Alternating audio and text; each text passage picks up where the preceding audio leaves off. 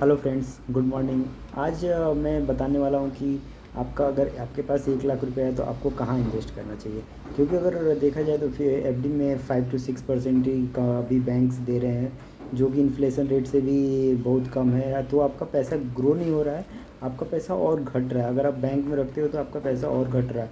अगर saving bank में रखते हो तो भी वो 2 to 3% इंटरेस्ट मिलता है, लेकिन जो जो आपका अर्निंग हो रहा है उससे इन्फ्लेशन रेट कवर नहीं हो रहा। जो भी इन्फ्लेशन है और जो भी ग्रोथ है वो मैच मैच नहीं कर रहा। तो उसके लिए आपको आपको चाहिए कि आपका कम से कम रिटर्न 10 to 15% आपका रिटर्न रहना चाहिए, तो आपका इन्फ्लेशन कवर हो सके।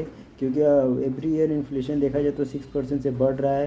तो क्योंकि देखिए, पहले पहले हम लोग सेव अगर परचेस करते थे तो हम लोग केवल 40 या 50 रुपये की जी खरीदते थे। अभी जाके देखिए 200 रुपीज़ किलो है। मीन्स 140, मतलब 100% से ज़्यादा उस सेव में नहीं, दूसरे प्रोडक्ट्स में भी देखेंगे तो सब में वेरिएशन अलग अलग है। लेकिन सेव में भी ऐसे दूसरे प्रोडक्ट में भी चेंजेस हुए हैं। तो हम लोग को क्या करना चाहिए, हम लोग को ऐसा ऐसा मीडियम इन्वेस्टमेंट का मीडियम खोजना चाहिए जिसमें हम लोग का रिटर्न ज़्यादा मिले। हम लोग का अप्रॉक्स 6% से जितना हम लोग का इन्फ्लेशन है उससे तो ज़्यादा मिले। क्योंकि हम लोग का पैसा बढ़ना चाहिए, ना कि घटना चाहिए। तो मैंने एक नया नया नया चीज़ सर्च किया है और उसमें पता चला है कि अगर आप स्टॉक मार्केट में इन्वेस्ट करते हैं तो आप अच्छा पैसा कमा सकते हैं। और आपका, अगर समझो आपको इन्वेस्टमेंट पर्पस है, आप एफडी में इन्वेस्ट करते हो तो उसके जगह पर आप स्टॉक मार्केट में इन्वेस्ट करो। स्टॉक मार्केट में मैं एक कंपनी का नाम सजेस्ट कर दूँगा आपको, RSE लिमिटेड। RSE लिमिटेड बहुत अच्छी कंपनी है। इसका लास्ट फाइव ईयर्स का ट्रैक देखेंगे तो आपको मोर देन 10 to 15% आपका डिविडेंड पे आउट है इसका। And every year consistently it's paying consistently dividend of 15%, more than 50% sometimes. तो आपको RSE लिमिटेड में भी, और इसका वेरिएशन 52 वीक्स हाई भी देखे तो 127 अप्रॉक्स है, और 52 लो अभी 82 रुपीज़ आ रहा है, और करेंट प्राइस 103 है।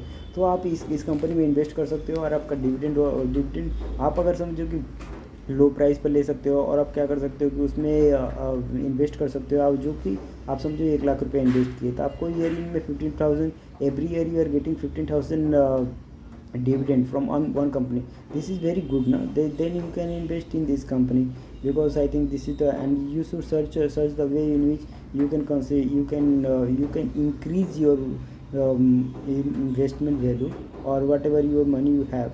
You are suppose you are keeping money in your almirah, that doesn't goes to increase your value।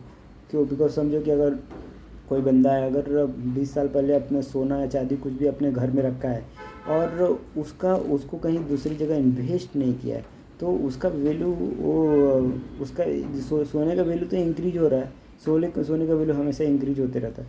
तो उसका अभी जो करेंट, पहले हम लोग को समझिए 20 साल पहले 3,000 या 4,000 10 ग्राम में आता था। अभी आता है अभी 50, मोर देन 50,000 फॉर ईच 10 ग्राम।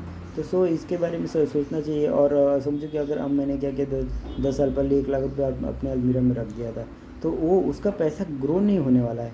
क्योंकि वो पैसा मैंने अलमीरा में रख दिया, कहीं इन्वेस्टमेंट पर्पज़ के लिए नहीं रखा है। तो उसको पैसा हम लोग का ग्रो नहीं होगा। 1 लाख रुपये का वैल्यू और कम हो गया, क्योंकि 1 लाख में आप पहले एक मकान भी खरीद सकते थे, या कुछ भी ज़मीन भी खरीद के छोड़ सकते हैं आप। तो 1 साल पहले अगर समझिए 1 लाख रुपये आप कहीं इन्वेस्टमेंट रियल इस्टेट में इन्वेस्टमेंट कर देते तो आज की उसका वैल्यू ज़्यादा होता, 40-50 लाख रुपये अप्रॉक्स हो जाता। तो मेरा कहने का मतलब है कि आप पैसा इन्वेस्ट करें तो सही तरीके से करें और सही जगह पर करें। तो मेरा सजेशन है कि आपको RSE लिमिटेड में इन्वेस्ट करना चाहिए। This is very good paying dividend company. Thank you.